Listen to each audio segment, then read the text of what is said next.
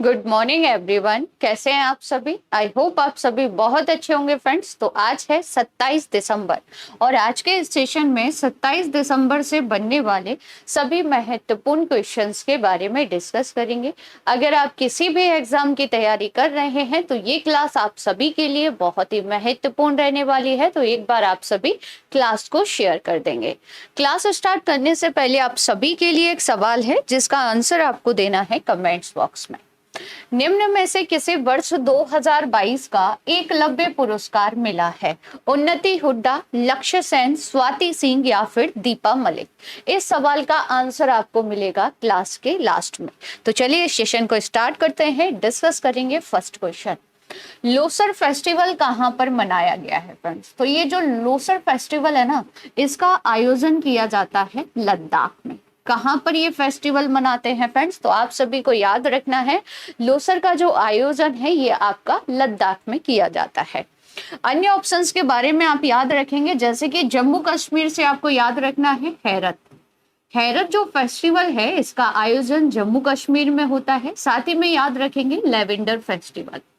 Lavender जो festival है ये भी जम्मू कश्मीर में मनाते हैं। और ट्यूलिप ट्यूलिप फेस्टिवल का आयोजन भी जम्मू कश्मीर में किया जाता है। तो ये तीन फेस्टिवल आप सभी को जम्मू कश्मीर से याद रखने हैं। नागालैंड से आप सभी याद रखेंगे हॉर्नबिल फेस्टिवल। हॉर्नबिल जो फेस्टिवल है जो कि 10 दिनों तक नागालैंड में मनाया जाता है। मणिपुर से आपको याद रखना है संगाई फेस्टिवल। संगाई उत्सव का जो आयोजन है ये मणिपुर राज्य में किया जाता है।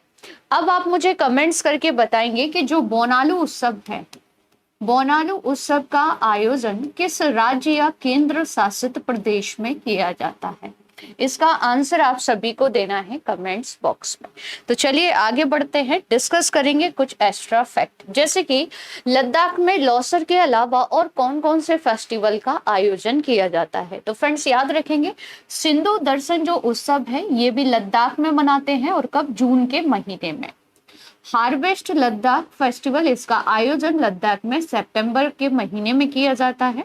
सक दावा उत्सव ये भी लद्दाख में मनाते हैं और इसका भी आयोजन जून में किया जाता है।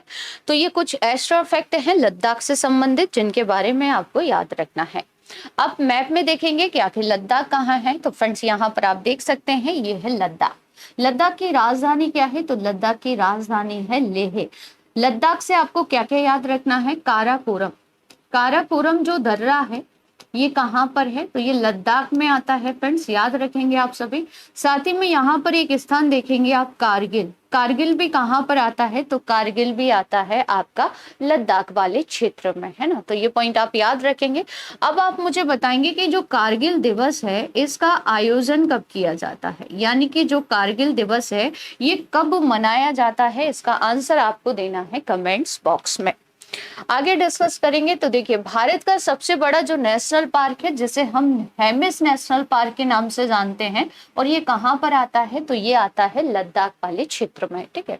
केंद्रीय यूनिवर्सिटी बनाई जा रही है लेह लद्दाख में। एनटीपीसी अक्षय ऊर्जा द्वारा भारत की पहली ग्रीन हाइड्रोजन आधारित गतिशीलता जो परियोजना है इसकी स्थापना भी लद्दाख में की गई है। रेजांगला युद्ध स्मारक जो है इसका उद्घाटन भी कहाँ पर किया गया था? तो फ्रेंड्स याद रखेंगे आप सभी, इसका उद्घाटन भी लद्दाख में किया गया था। अगर आप लोग पहली बार चैनल पर विजिट कर रहे हैं तो चैनल को सब्सक्राइब कर लीजिएगा, साथ ही बेल आइकन दबाना बिल्कुल ना भूलें, जिससे आप सभी को क्लास का जो नोटिफिकेशन है वो सबसे पहले मिल जाएगा। इस क्लास की जो पीडीएफ है वो आपको टेलीग्राम चैनल पर मिलेगी। अगला क्वेश्चन डिस्कस करेंगे कि कौन सा देश भारत को S-400 air defence missile system की आपूर्ति करता है? तो फ्रेंड्स ये मिसाइल सुर्खियों में है और इसकी आपूर्ति कौन करता है? तो रसिया करता है। पूछा जा सकता है आप सभी से कि S-400 एयर डिफेंस जो मिसाइल है ये किस देश की है, या भारत ने यह मिसाइल किससे खरीदी है? तो आपको याद रखना है ये मिसाइल भारत ने रसिया से ली है, जिसे आप सभी पिक में देख सकते हैं, है ना। अमेरिका से आप याद रखेंगे MS-60R हेलीकॉप्टर। MS-60R हेलीकॉप्टर के बाद आपको याद रखना है अपाचे। ये दोनों ही भारत ने किससे लिए हैं? अमेरिका से लिए हैं। फ्रांस से आप याद रखेंगे राफेल। राफेल किससे खरीदा है? तो भारत ने फ्रांस से खरीदा है। और इजराइल से आपको याद रखना है बराक मिसाइल। बराक जो मिसाइल है फ्रेंड्स, ये किस देश की है? तो ये इजराइल की है। ये पॉइंट आप सभी इजराइल से याद रखेंगे। आगे डिस्कस कर लेते हैं रूस के बारे में। तो मैप में आप सभी देखेंगे रसिया की लोकेशन। तो फ्रेंड्स ये है रसिया।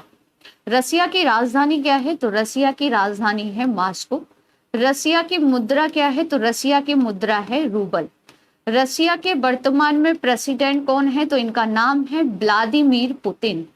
व्लादिमीर पुतिन जो कि वर्तमान में रसिया के प्रेसिडेंट हैं। साथ ही में आपको रूस से याद रखना है बेकाल झील। कौन सी झील? बेकाल, जो कि विश्व की सबसे गहरी झील है। और ये कहाँ पर पाई जाती है? तो ये रसिया में पाई जाती है, जिसे हम पर्ल ऑफ साइबेरिया के नाम से भी जानते हैं। पूछा जा सकता है कि किस झील को पर्ल ऑफ साइबेरिया भी कहा जाता है? तो बेकाल झील को कहा जाता है फ्रेंड्स, है ना। इसके अलावा रसिया से आपको याद रखना है जिरकॉन। जिरकॉन जो कि एक हाइपरसोनिक मिसाइल है। इसका सफल परीक्षण किसने किया था? तो रसिया ने किया था। जिरकॉन हाइपरसोनिक और जिरकॉन के अपडेट वर्जन का सफल परीक्षण भी रसिया कर चुका है फ्रेंड्स, है ना। और जिरकॉन के अपडेट वर्जन का जो सफल परीक्षण है वो बेरेंट सी से किया गया था। यहाँ पर आप देख सकते हैं उसकी लोकेशन। और बेरेंट सी के बारे में अगर पूछा जाए तो याद रखेंगे ये आर्कटिक ओशन का ही पार्ट है। यहाँ तक क्लियर?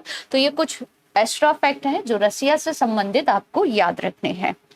अगला सवाल है कि हाल ही में किसने साहित्य अकादमी पुरस्कार 2022 की घोषणा की है?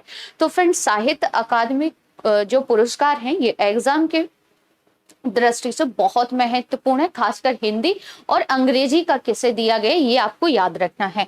तो इसकी जो घोषणा है वो साहित्य अकादमी के द्वारा की गई है। इस क्वेश्चन में हम साहित्य अकादमी से संबंधित जितने भी एक्स्ट्रा फैक्ट होंगे वो डिस्कस करेंगे।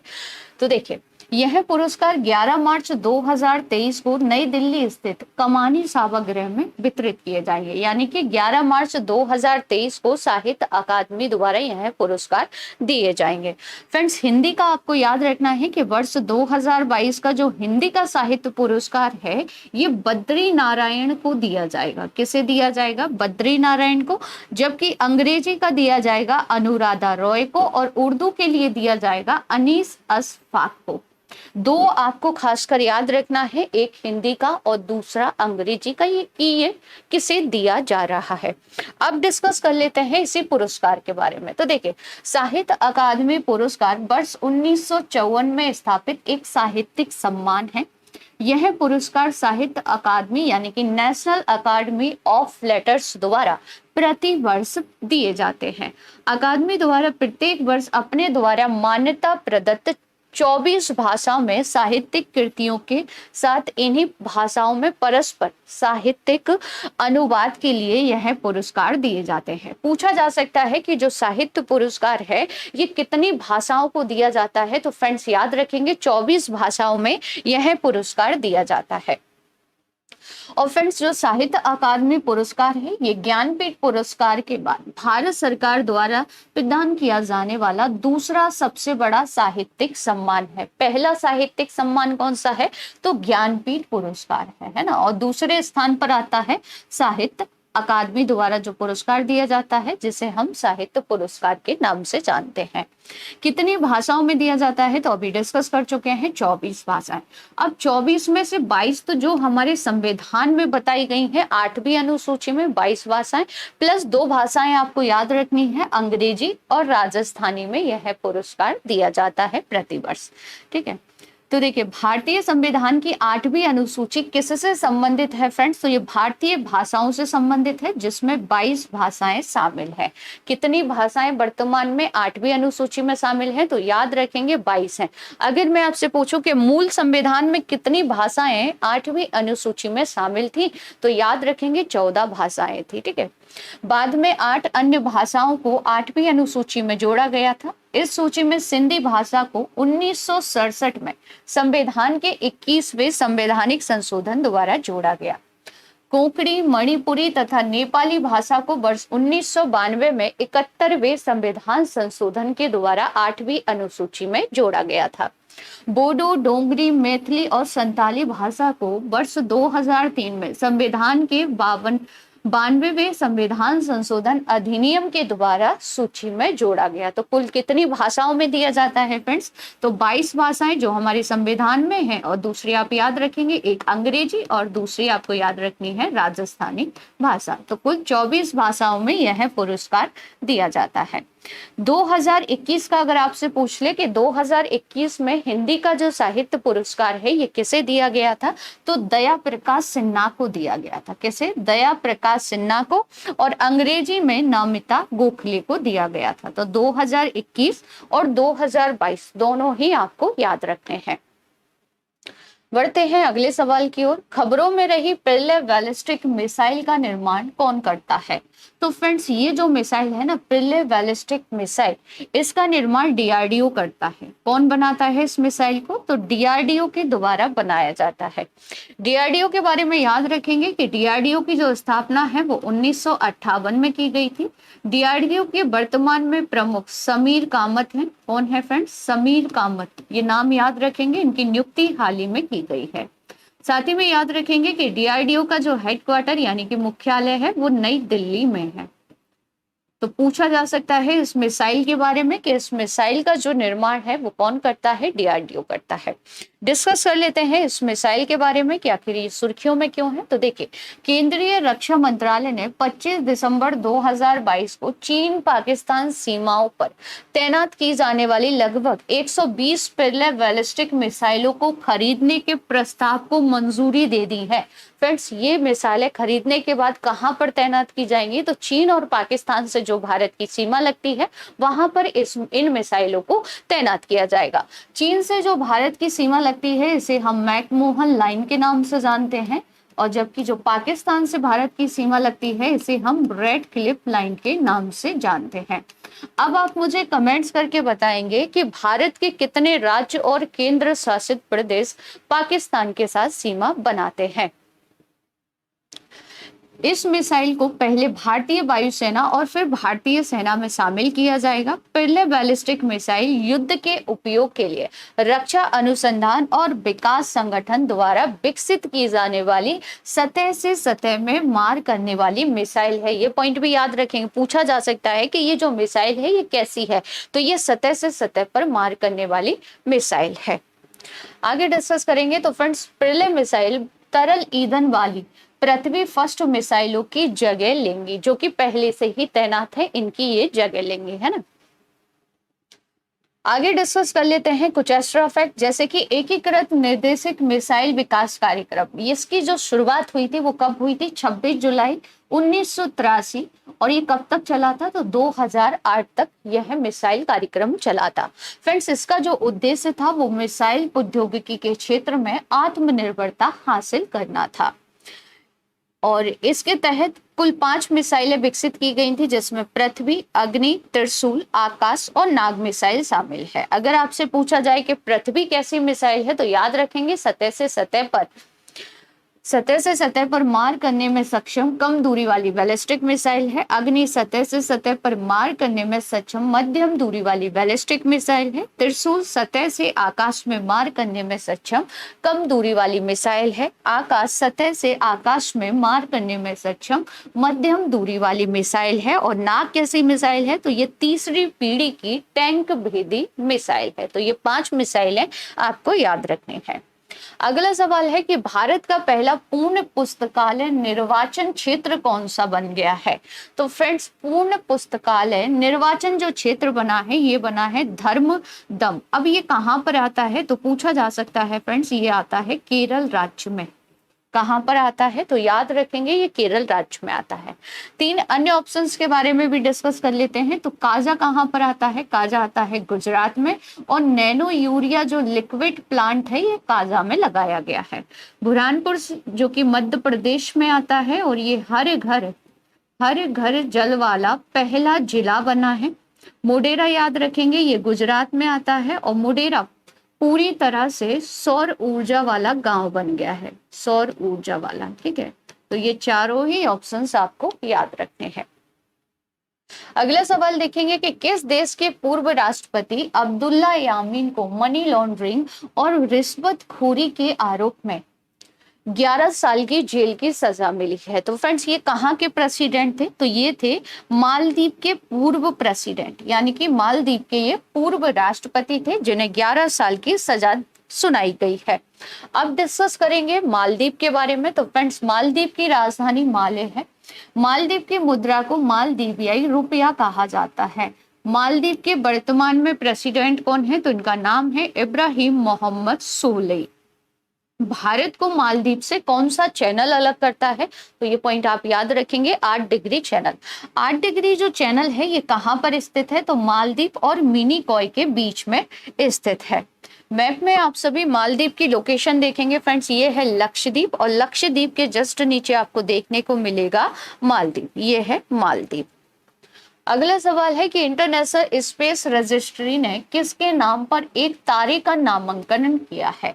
तो फ्रेंड्स एक तारे का नाम रखा गया है अटल बिहारी वाजपेयी जी के नाम पर, जिन्हें आप सभी पिक में देख सकते हैं। अब आप मुझे कमेंट्स करके बताएंगे कि जो अटल बिहारी वाजपेयी जी हैं इन्हें भारत रत्न से कब सम्मानित किया गया था?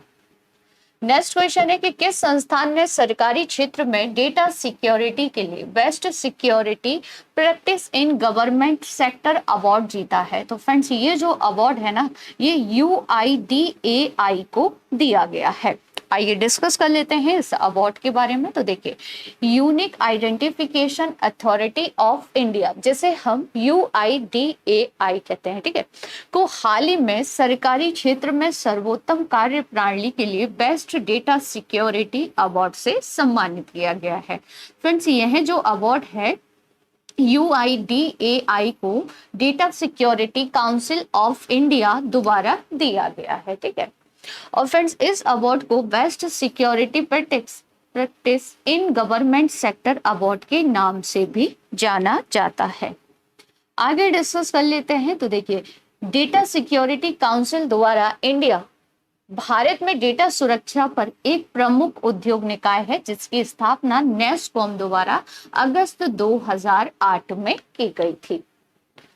अगला सवाल है कि कला, साहित्य और सामाजिक योगदान के क्षेत्र में सुदीप सेन, शोभना कुमार और संजय के रॉय को किस पुरस्कार से सम्मानित किया गया है? तो फिर इन तीनों को रविंद्रनाथ टैगोर लिटरेरी पुरस्कार से सम्मानित किया गया है। ये तीनों ही नाम आप याद रखेंगे, पूछा जा सकता है कि यह पुरस्कार किसे दिया गया है। यह पुरस्कार समारोह इंडिया इंटरनेशनल सेंटर में आयोजित किया गया था। आगे डिस्कस कर लेते हैं कुछ एक्स्ट्रा फैक्ट, जैसे कि किस कंपनी ने सर्वश्रेष्ठ वैश्विक प्रतिस्पर्धा विद्युत कंपनी पुरस्कार जीता है? तो इस कंपनी का नाम है NHPC लिमिटेड। प्रसिद्ध शोधकर्ताओं और किस IIT के प्रोफेसर प्रदीप थलपिल्लल ने विन फ्यूचर स्पेशल प्राइज 2022 प्राप्त किया है? तो ये कहाँ के प्रोफेसर हैं? तो ये IIT मद्रास के हैं। किस फुटबॉल प्लेयर को 2022 के लिए BCC sports personality of the year से सम्मानित किया गया है? तो इनका नाम है बेथ मीड। नेक्स्ट क्वेश्चन है कि टेस्ट एटलस के अनुसार भारत 2022 के लिए सर्वश्रेष्ठ व्यंजनों की वैश्विक सूची में किस स्थान पर है? तो फ्रेंड्स भारत इस सूची में 5वें स्थान पर रहा है। कौन से स्थान पर रहा है? तो याद रखेंगे, भारत इसमें 5वें स्थान पर रहा है। पहले स्थान पर कौन रहा है? तो पहले स्थान पर रहा है इटली, उसके बाद ग्रीस और स्पेन का स्थान आता है। आपको भारत की रैंक याद रखनी है और पहला स्थान याद रखना है। अब यहाँ पर जान लेते हैं कि दुनिया में शीर्ष 5 सर्वश्रेष्ठ पारंपरिक व्यंजन कौन से हैं। तो देखिए, कारी कहाँ का व्यंजन है? तो ये जापान का है। पिकनाहा कहाँ का है? तो ये ब्राजील का है। अमेजो अस ए बुल्हाओ पाठो ये कहाँ का व्यंजन है? तो पुर्तगाल का है। टांग बोआ ये कहाँ का है? तो ये चाइना का है। और बोटी याद रखेंगे, ये भी चाइना का एक व्यंजन है। अगला सवाल, निम्न में से किसे वर्ष 2022 का एकलव्य पुरस्कार मिला है? तो ये जो एकलव्य पुरस्कार है ना, ये स्वाति सिंह को दिया गया है। स्वाति सिंह कौन है? तो फ्रेंड्स ये एक साइक्लिस्ट है। पूछा जा सकता है कि इनका संबंध किस खेल से है, ये आपको याद रखना है ना। आगे डिस्कस कर लेते हैं। तो यह पुरस्कार हर साल युवा खेल प्रतिभाओं को प्रोत्साहित करने के लिए दिया जाता है और यह पुरस्कार हर साल उड़ीसा के युवा खिलाड़ियों को पिछले 2 वर्षों में उनके उत्कृष्ट प्रदर्शन के लिए दिया जाता है। कौन देता है? उड़ीसा गवर्नमेंट। आगे डिस्कस करेंगे कल की क्लास का रिवीजन। पुष्प कमल दहल प्रचंड तीसरी बार किस देश के प्रधानमंत्री बने हैं? तो फ्रेंड्स ये नेपाल के तीसरी बार पीएम बने हैं। चीन में कोविड के बढ़ते मामलों को देखते हुए चाइना, जापान, दक्षिण कोरिया, हांगकांग और किस देश से आने वाले यात्रियों के लिए एयर सुविधा पोर्टल लागू किया जाएगा? थाईलैंड के लिए। फोर्ब्स की दुनिया में सबसे ज्यादा कमाई करने वाली महिला एथलीटों की वार्षिक सूची में 25 में शामिल एकमात्र भारतीय कौन है? तो इनका नाम है पीवी सिंधु। 26 दिसंबर 2022 को पहला वीर बाल दिवस का कार्यक्रम कहां पर हुआ? तो ये नई दिल्ली में आयोजित किया गया। केंद्रीय खेल मंत्री अनुराग ठाकुर ने किस राज्य में खेल विज्ञान केंद्र का उद्घाटन किया? तो खेल विज्ञान केंद्र का जो उद्घाटन है वो कर्नाटक में किया गया। किस राज्य के गेटो सोरा ने top arena junior international badminton championship का खिताब जीत लिया? तो फ्रेंड्स ये 7 वर्ष के हैं और ये कहाँ के रहने वाले हैं? अरुणाचल प्रदेश के। नॉर्थ ईस्ट फेस्टिवल का जो 10वां संस्करण है ये कहां पर हुआ है? तो नई दिल्ली में आयोजित किया गया। विन फ्यूचर प्राइज 2022 से किसे सम्मानित किया गया है? तो इनका नाम है प्रदीप थल पिल्लल, जिन्हें आप सभी पिक में देख सकते हैं। इसरो का आगामी चंद्रयान 3 मिशन किस देश के वैज्ञानिक उपकरणों को ले जाएगा? तो अमेरिका के वैज्ञानिक उपकरणों को ले जाएगा। किस राज्य की सानिया मिर्जा भारत की पहली मुस्लिम महिला फाइटर पायलट बनी है? तो इनका संबंध उत्तर प्रदेश राज्य से है। सुशासन दिवस हर साल कब मनाते हैं? तो 25 दिसंबर को मनाया जाता है। तो फ्रेंड्स ये था कल का करंट अफेयर। अगर डिटेल से जानना है तो कल की क्लास जरूर देख लीजिएगा। अब डिस्कस कर लेते हैं आगे। तो ये कल का ही क्वेश्चन है जो मैंने आपसे पूछा था कि सितबीनी राबुका किस देश के पीएम बने हैं? तो ये फिजी के पीएम बने हैं। टॉप 10 स्ट्रेटेजी के डिस्कस करेंगे। कोई विधेयक धन विधेयक है या नहीं, इसका निर्णय कौन करता है? तो लोकसभा स्पीकर करता है। फूलों की घाटी किस राज्य में है? उत्तराखंड में। राज्यपाल सोने के पिंजरे में निवास करने वाली चिड़िया के समान है, यह कथन किसका है? सरोजनी नायडू का। मानव शरीर की सबसे बड़ी ग्रंथि का नाम है यकृत। श्वेत क्रांति का संबंध किससे है? तो दूध से है। भारत में भाषा के आधार पर बनने वाला राज्य कौन सा है? तो आंध्र प्रदेश है। श्रीलंका का पुराना नाम क्या था? सिलोन। कंचनजंगा नेशनल पार्क कहाँ पर है? सिक्किम में है। त्रिपिटक किस धर्म की पवित्र पुस्तक है? तो बौद्ध धर्म की है। महाबलीपुरम में स्मारकों के समूह को किसने बनवाया था? तो ये जो समूह है ना पल्लव राजाओं द्वारा बनवाए गए थे। कल की क्लास में आपसे जो क्वेश्चन पूछे गए थे उनके आंसर एक बार देख लेते हैं। किस देश ने युवाओं के सिगरेट खरीदने पर आजीवन प्रतिबंध लगा दिया है? न्यूजीलैंड ने। केरल में आयोजित हो रहे अंतर्राष्ट्रीय फिल्म फेस्टिवल के 27वें संस्करण का फोकस देश कौन सा है? सर्बिया। स्वामी विवेकानंद ने अपना जो ऐतिहासिक भाषण है ये कहां पर दिया था? तो ये दिया था इन्होंने अमेरिका में। नेक्स्ट क्वेश्चन था कि अटक से कटक नामक विजय घोष किससे जुड़ा है? तो ये मराठा से जुड़ा है। अब आप सभी के लिए कुछ सवाल हैं जिनके आंसर आपको देने हैं कमेंट्स बॉक्स में। किस देश ने ऐतिहासिक परमाणु संयंत्र का नया परीक्षण किया है? हाल ही में किस देश को संयुक्त राष्ट्र महिला समूह से बाहर कर दिया गया है? भारत में 14 बैंकों का जो राष्ट्रीयकरण है ये किस पंचवर्षीय योजना के दौरान किया गया? कटे हुए सेब का रंग कुछ देर बाद भूरा हो जाता है क्योंकि वह वायु से क्रिया कर बना लेता है। तो फ्रेंड्स इन सभी के आंसर आपको देने हैं कमेंट्स बॉक्स में। आज का ये सेशन आप सभी को कैसा लगा कमेंट्स करके जरूर बताइएगा। अगर क्लास अच्छी लगी हो तो क्लास को ज्यादा से ज्यादा शेयर कीजिएगा, लाइक कीजिएगा और चैनल को सब्सक्राइब जरूर कर लीजिएगा। मिलते हैं नेक्स्ट क्लास में, तब तक के लिए थैंक यू सो मच।